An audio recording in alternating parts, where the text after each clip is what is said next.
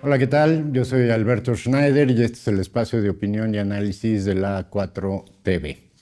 En esta ocasión continuaré un poco con el tema que he estado tratando en relación con la marcha del sábado 15, pero en el contexto más general en el que se inscribe esta marcha, sin lugar a dudas, de las revoluciones de colores que se han dado a lo largo y ancho del mundo desde hace cuando menos, desde los años 90 para acá principalmente, aunque podríamos registrar algunos acontecimientos anteriores vinculados mucho con esta estrategia de los golpes blandos o revoluciones de colores. ¿De dónde viene toda esta corriente política de desestabilización de gobiernos, como dije, a lo largo del mundo? Viene principalmente de este texto que voy a mostrar aquí a la cámara. Es un texto que no he podido conseguir en español, pero fue editado originalmente en idioma burma, o sea, de Birmania, escrito en 1993. Su autor es Gene Sharp, un académico muy reconocido en los Estados Unidos por su trabajo académico, pero también por sus actividades vinculadas con los movimientos de la no violencia en el mundo. Y aquí vale la pena entrecomillar no violencia. Finalmente, como decía, es un académico, fue un académico muy reconocido como académico, pero también como activista de los derechos humanos y la no violencia, sobre todo en los años 60, frente a la guerra de Vietnam. Primero un poco con la guerra de Corea, pero sobre todo frente a la guerra de Vietnam. Sin embargo, esta careta de activista de los derechos humanos y particularmente del discurso no violento, le permitió, digamos, crear esta aura de una persona muy respetable, invitado a cientos de foros y espacios en todo el mundo a hablar sobre los movimientos de la resistencia no violenta, pero, digamos, existe una historia detrás que ilustra muy bien cómo y de dónde vienen este tipo de revoluciones de colores o movimientos no violentos en el mundo. Este texto, como su título lo indica, de la dictadura a la democracia, y como subtítulo lleva una guía para la resistencia no violenta. Su autor, como dije, es Gene Sharp, académico de la Universidad de Ohio y de Oxford. Resulta que Gene Sharp, desde los años 60, desde que era activista por los derechos humanos y la no violencia, era también activo en la CIA. Formado también y miembro de la organización conocida como Freedom House, que es uno de los think tanks norteamericanos creados después de la Segunda Guerra Mundial, justamente para pensar, digamos, toda la estrategia política, social, económica, discursiva, que construyó, digamos, la hegemonía norteamericana de la posguerra. Estados Unidos, digamos, como potencia triunfante en la Segunda Guerra, del lado occidental, porque está la Unión Soviética también triunfante en la Segunda Guerra Mundial. Finalmente fue la Unión Soviética quien venció al ejército alemán de Hitler y tomó Berlín, finalmente, o la mayor parte de Berlín. Entonces, la hegemonía norteamericana, digamos, no solo se construye mediante su fuerza militar, sino también mediante la construcción de todo un entramado muy grande. A nuestros días suman varios decenas de miles de organizaciones que de alguna manera tienen una afiliación con Freedom House, con Open Society y otras organizaciones de este tipo, pero también con la National Endowment for Democracy, la Fundación Nacional para la Democracia, y USAID, la Oficina de Ayuda Norteamericana. Ambas, la NED y la USAID, es consenso en el mundo que fueron creadas por la CIA, justamente para llevar a cabo actividades sin involucrar directamente al gobierno de la CIA, al gobierno de los Estados Unidos o a la propia CIA en particular, y tener una especie de cara amable ante las sociedades diversas en todo el mundo. Este pequeño libro, como decía, fue escrito originalmente en idioma birmano, justamente como una guía de acción para una organización birmana que vivía en el exilio, que en realidad no tenía presencia en Birmania, vivía en el exilio, y uno de sus líderes principales, que tenía intenciones políticas de derrocar al gobierno dictatorial en ese entonces en Birmania, le pide a Gene Sharp que le dé una guía de cómo actuar y cómo organizar dentro de Birmania una resistencia que sea capaz de derrotar o derrocar al gobierno dictatorial que gobernaba Birmania en ese entonces. Estamos hablando de principios de los 90 y como dije, fue escrito en birmano y curiosamente, entre comillas, curiosamente, en pocos años, para 1996, 3, 4 años después, ya había alrededor de 30 ediciones de este libro en más o menos 30 idiomas diferentes en el mundo. Entonces, era bastante extraño, digamos, en términos de cualquier industria editorial, que una publicación tan tangencial, digamos, escrita en un idioma que hablan unos cuantos habitantes en un solo país, tenga tal repercusión de manera tan rápida. Entonces, bueno, finalmente, una vez que se conocen las actividades de Gene Sharp por debajo de su cara académica, podemos entender cómo es que este fenómeno editorial sucede. Y resulta, bueno, pues que el señor Gene Sharp era activo de la CIA desde que era activista por los derechos humanos. Junto con él hay un personaje por demás siniestro que se llamaba Robert Helby. Gene Sharp y Robert Helby construyen una institución que es como la cara pública de todas las actividades en torno a la desestabilización de gobiernos en todo el mundo. Esta institución se llama Institución Albert Einstein. Incluso fue,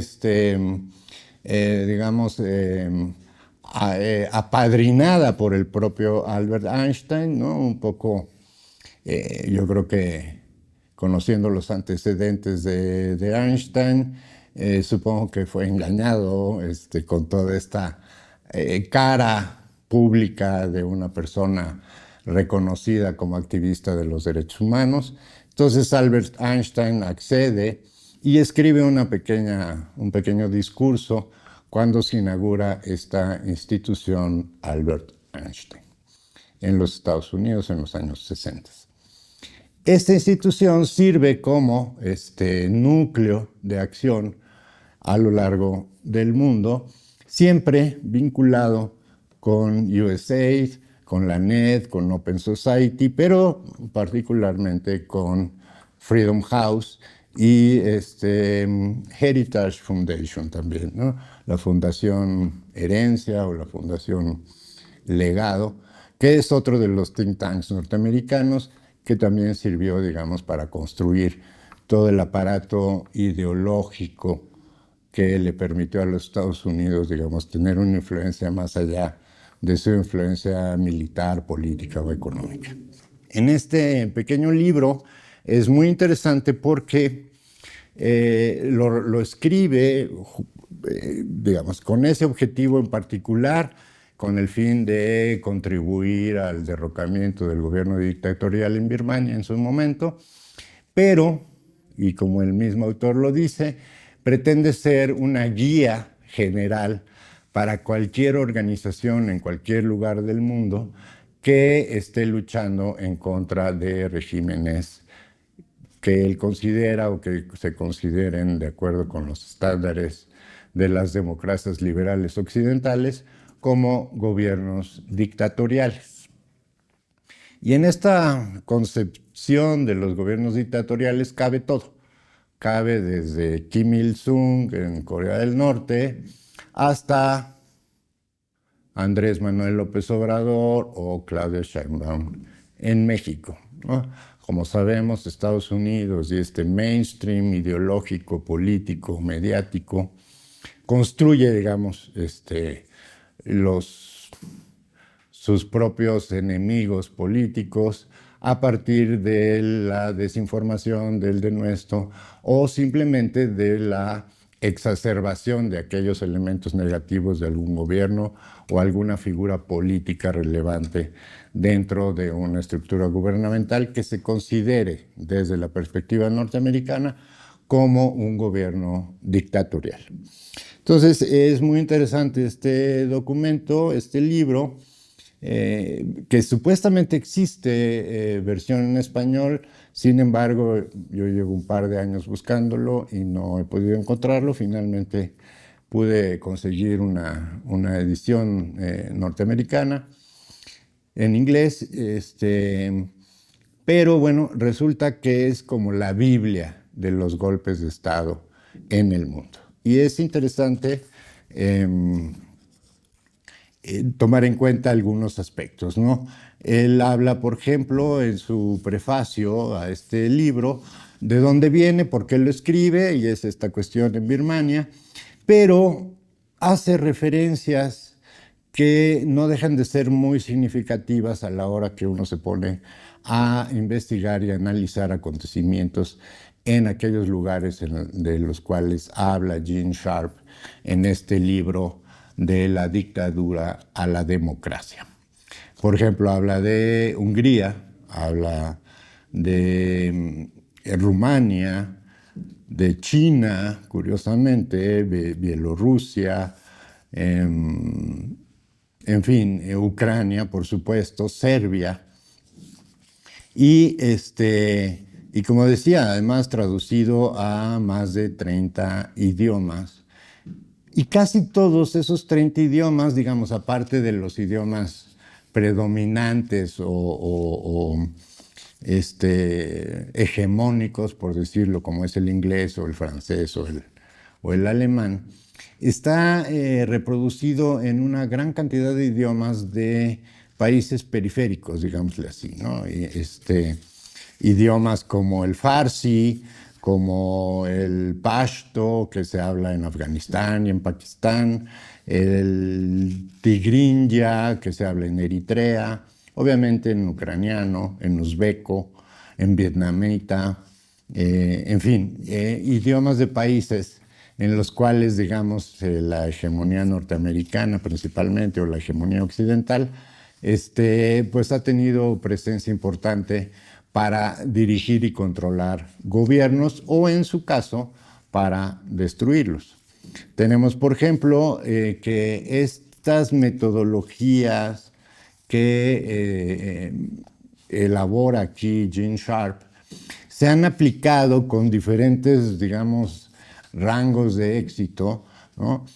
Se han aplicado en algunos casos con mayor éxito que en otros, en países como Latvia, Lituania, Polonia, Alemania del Este en su momento, Checoslovaquia, recordemos las revoluciones supuestamente pacíficas en Checoslovaquia durante la época soviética, Eslovenia, Madagascar, Mali, Bolivia, Filipinas, Nepal, Zambia, Corea del Sur, Chile, Argentina, Haití, Brasil, Malawi, Tailandia, Bulgaria, Hungría, Nigeria. Y por supuesto en la Unión Soviética, y particularmente conviene destacar el papel que jugó toda todas estas estrategias en China, por ejemplo, ¿no? Recordemos aquel famosísimo protestas en China, la plaza de Tiananmen, donde un joven se para frente a un tanque y donde, de acuerdo con la prensa occidental, se habla de una masacre terrible realizada por el gobierno chino en contra de jóvenes que están luchando por la libertad y la democracia.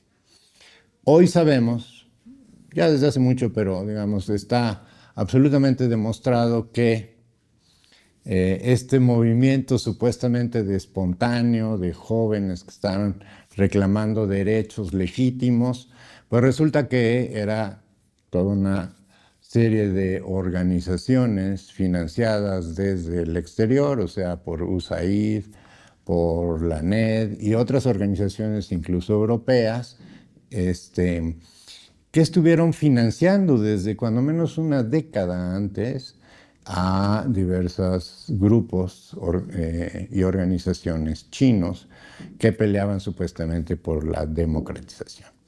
Comenzaron trabajando en Taiwán y de Taiwán fueron, digamos, sembrando grupos dentro de la China continental.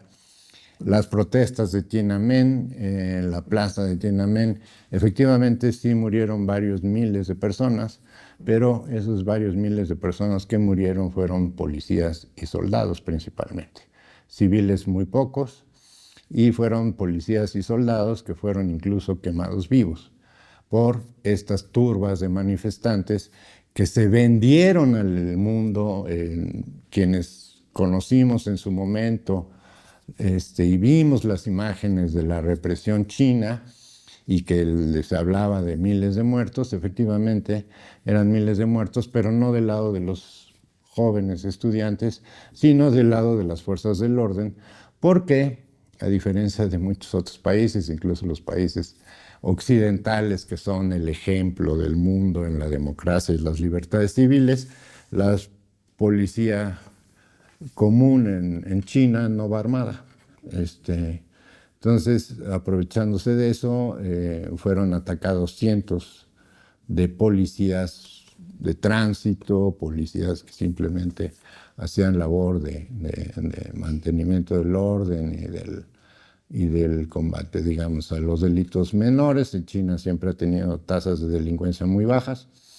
Pues fueron atacados por turbas multitudinarias y murieron varios miles de policías y soldados chinos en esas manifestaciones supuestamente pacíficas.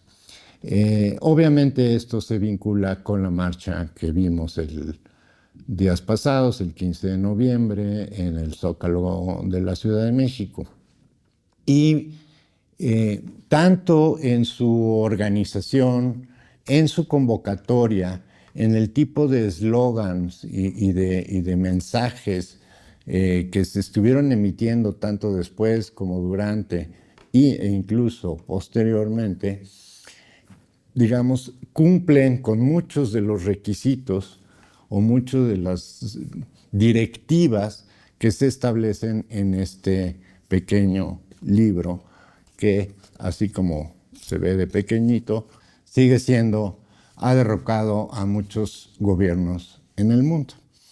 Entre otras cuestiones interesantes que resultan de la lectura y el estudio de este libro y otras publicaciones. Hay otra publicación también de Gene Sharp que tiene que ver también con estas metodologías o estrategias de desestabilización de regímenes calificados como dictatoriales, que, digamos, van complementando, que fueron complementando desde los años 90 hasta nuestros días. Gene Sharp murió hace aproximadamente 10 años. Igual Robert Helby, ambos ya fallecieron. Y es muy interesante, por ejemplo, cómo fueron, digamos, creando todas estas organizaciones y movimientos. Actualmente existe un gran think tank derivado directa y exclusivamente, incluso en su presentación oficial, en su sitio oficial, hacen mención a Gene Sharp y declara, este gran think tank norteamericano, declara tener presencia en más de 120 países, entre ellos México. Y como lo hacen a través de organizaciones, ONGs locales. Y aquí tenemos emblemáticamente Mexicanos contra la corrupción y la impunidad de Claudio X González, ¿no? Que sabemos que está financiado por el Departamento de Estado a través de USAID y que recibe varios millones de dólares cada año para realizar actividades políticas.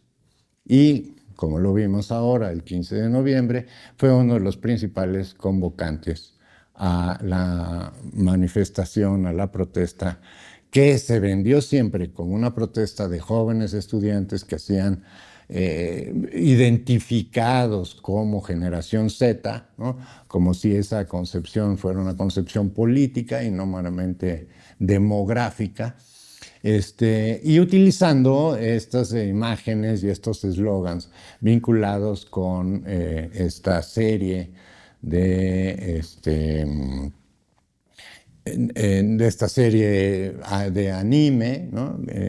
Que ha sido muy popular entre los jóvenes en el mundo, ¿no? Sobre todo jóvenes de clase media, con ciertos perfiles urbanos y demás, ¿no? Porque obviamente pues, el conjunto etario que se podría llamar generación Z, pues no tiene mayor asidero entre sí más que la edad. Es decir, no es un concepto político, sino es un concepto puramente demográfico, que, como bien nos los ilustró hace unos días Fabricio Mejía, viene de un estudio, de un análisis o de una propuesta analítica realizada por dos investigadores en los años 90, dos investigadores de la Universidad de Oxford, casualmente también la Universidad de Oxford, donde Gene Sharp fue académico durante muchos años. Entonces, vemos cómo estas protestas, como la de México, la Ciudad de México, el 15 de noviembre, y un par de meses antes, a principios de septiembre, en Nepal, utilizan muchos de los mismos elementos que además fueron usados también en otros lugares, ¿no? Para, digamos, crear una falsa identidad a partir de la edad, ¿no? Como si un joven de la Sierra Tarahumara de 18 años tuviera mucha identidad con respecto a un joven de las Lomas de Chapultepec, como los que marcharon el sábado 15 de noviembre. Entonces, por ejemplo, entre todas sus múltiples estrategias, es un documento, si bien no muy extenso, sí bastante exhaustivo. A lo largo de los años, Gene Sharp trabajó con la ayuda de la información que le proporcionaba la CIA, pudo estudiar una enorme, impresionante cantidad de movimientos populares surgidos en todos lados del mundo, desde Laos hasta el sur africano o Centroamérica, en fin, de cómo se organizaban, cómo surgían, a partir de qué tipo de demandas, cómo se organizaban, cómo llevaban a cabo sus acciones políticas, ¿no? Donde tuvieron un éxito relativo, donde se lograron algunas concesiones por parte de los gobiernos, y así fue elaborando, digamos, toda una metodología a partir de analizar toda esta información enorme, ¿no? Proveniente de todos los lugares del mundo. Como decía, desde una pequeña comunidad africana que protestó por alguna situación hasta algún tipo de levantamiento mucho mayor en un país más, digamos, más central, ¿no? Entonces, tenemos, por ejemplo, un apéndice final a este libro en el que simplemente hace una relación nada más pormenorizada, una lista de los métodos de la acción no violenta, le llama, ¿no? Y son alrededor de 200 modos, 200 maneras y estrategias y tácticas que se pueden utilizar de acuerdo con las circunstancias de cada lugar, de las circunstancias políticas, económicas, sociales, de la amplitud, digamos, de las organizaciones que están tratando de hacer un cambio de régimen. Y como digo, son pues cerca de 200, más de 200 maneras y formas y tácticas al uso. Entre ellas, muchas de las que vimos en México o las vimos también en Nepal a principios de septiembre con el derrocamiento del gobierno nepalés, que finalmente fue un derrocamiento no por los jóvenes que fueron y quemaron a personas vivas, sino por el ejército.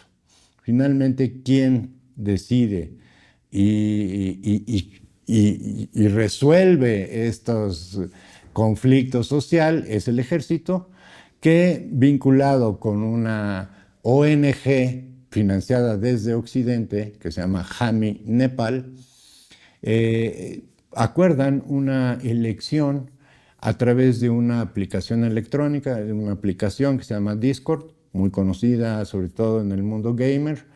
Y a través de esta aplicación hacen una encuesta y gana una persona que es una persona, digamos, reconocida en el mundo nepalés, que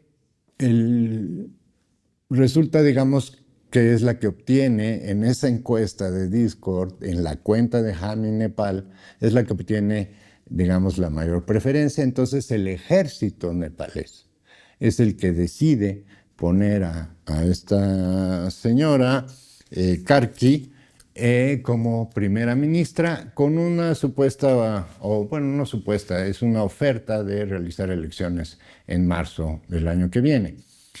Supuestamente van a ser unas elecciones libres, ya veremos qué pasa en Nepal en marzo, pero por lo pronto pues fue una manifestación que no tuvo nada de no violenta, ¿no?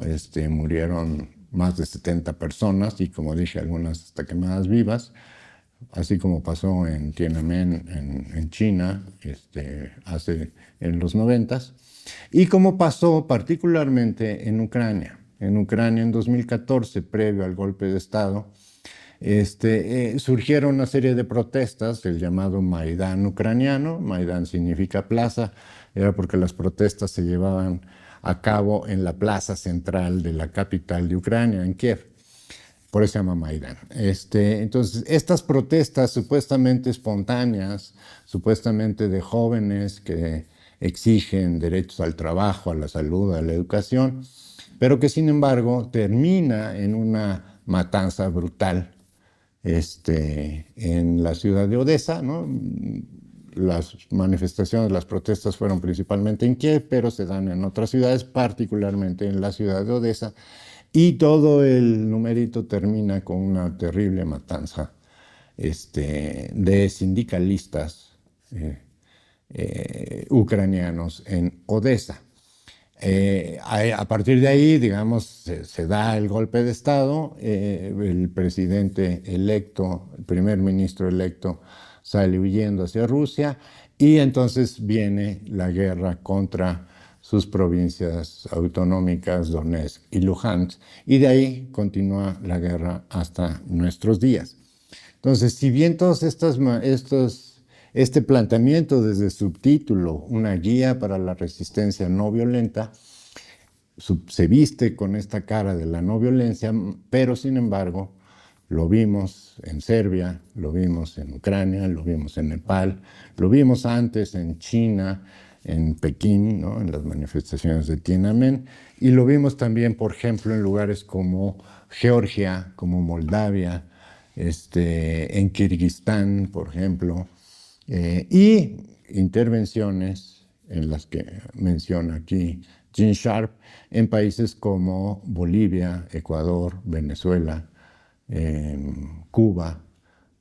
No menciona nuestro país, pero bueno, sabemos que si bien él quizás no tuvo ningún interés en nuestro país porque no se consideraba un país dictatorial, sí sabemos que existen varias organizaciones, sobre todo varios despachos de litigio estratégico, llamado así, incluso uno de ellos se llama litigio estratégico, siguen, digamos, como guía de acción este pequeño libro del norteamericano Gene Sharp. Entonces, simplemente para cerrar rápidamente, 3, 4 ítems de las metodologías. Desde discursos públicos, utilizando figuras y personalidades muy reconocidas en la sociedad. Él utiliza la utilización de eslogans, imágenes, afiches, simbología que pueda convocar, como en este caso lo vimos con la figura esta de la calavera con el sombrerito, ¿no? De One Piece, ¿no? Y todo este entramado tiene una lógica operativa dentro de un proceso mayor en el que finalmente establece que, por un lado, se debe crear, digamos, una fuerza local poderosa, pero siempre van a requerir el apoyo externo. Y el apoyo externo va en muchos niveles, desde este mismo nivel de publicidad, propaganda, reiterar mensajes, darle voz y espacios públicos a figuras relevantes de las oposiciones. Lo vemos, por ejemplo, con Lili Telles en Fox News, ¿no? No porque consideran a Lili Telles un gran referente, sino porque es una figura importante para ellos como reproductora de mensajes contra el gobierno de nuestro país, contra el gobierno de la doctora Sheinbaum. Entonces, toda esta parafernalia se repite una y otra vez en diferentes lugares tan disímbolos, tan diferentes como pueden ser Nepal o México, ¿no? Tan solo, digamos, la realidad política en uno y otro es absolutamente diferente, pero, digamos, responden a este entramado y que a partir de esta publicación y de una serie de golpes de Estado y de desestabilizaciones políticas llevadas a cabo en innumerables países, ¿no? No se hable de África, por ejemplo, ¿no? Que se han repetido los mismos tipos de estrategias, el mismo tipo de intervención de organizaciones extranjeras, ¿no? Por ejemplo, Jami Nepal está financiada prácticamente en su totalidad desde el extranjero y particularmente por una figura siniestra. Ya lo mencioné aquí en una colaboración anterior, pero uno de los principales donantes de Jami Nepal es uno de los principales traficantes de armas que no solo opera en Nepal, pero opera prácticamente en todo Medio Oriente, incluso hasta la parte del sudeste asiático. Es una personalidad siniestra que se llama Durga Prasad, traficante de armas, y es uno de los principales financiadores de Jami Nepal, que surge además a partir de una labor altruista. En 2015 y luego en 2017 hubo 2 grandes terremotos terribles en Nepal y entonces ahí surge Jami Nepal como una organización que recolecta fondos del extranjero para brindar ayuda y apoyo a la población vulnerada por estos desastres naturales. Entonces, de esa manera crea digamos, un estamento legítimo, aceptable entre la sociedad, y de pronto se convierte en un actor político relevante que logra, junto con el ejército, no hay que olvidarlo, logra derrocar al gobierno. Si bien podríamos estar de acuerdo en que sea un gobierno represor y demás, finalmente era un gobierno legítimo que viene además de una convulsión política que ha durado muchas décadas, desde los años 60, cuando menos, en una lucha entre facciones vinculadas con los Gurkhas, que a su vez han estado vinculados históricamente con los ingleses, con el imperio inglés, y por otro lado con el Partido Comunista nepalés, que está más vinculado con China y que además, digamos, estaba marcando una línea política de mayor acercamiento hacia China. Entonces tenemos que estas revoluciones de colores tienen un origen bastante antiguo. Y ya por último, cerrar con que una de las estrategias más importantes que han utilizado este tipo de movimientos de desestabilización política en diversos lugares del mundo es el otorgamiento del premio Nobel, curiosamente. Y de ahí es muy relevante el premio Nobel que le acaban de dar a Corina Machado en Venezuela. En 1991 le dieron el premio Nobel a Aung San Suu Kyi, birmana. Absolutamente desconocida en el mundo, pero de pronto resulta que es una figura relevante por los derechos humanos y le dan el premio Nobel. Viene el golpe de Estado en Birmania y la convierten en primera ministra de Birmania y se desata una terrorífica represión en contra de las comunidades musulmanas en Birmania. A lo mismo, en 2009 se le dio a Barack Obama, después de bombardear a 9 países, y en 2010 se le da a Liu Xiaobo, uno de los líderes de la revolución de Tiananmen en China, financiado por la CIA.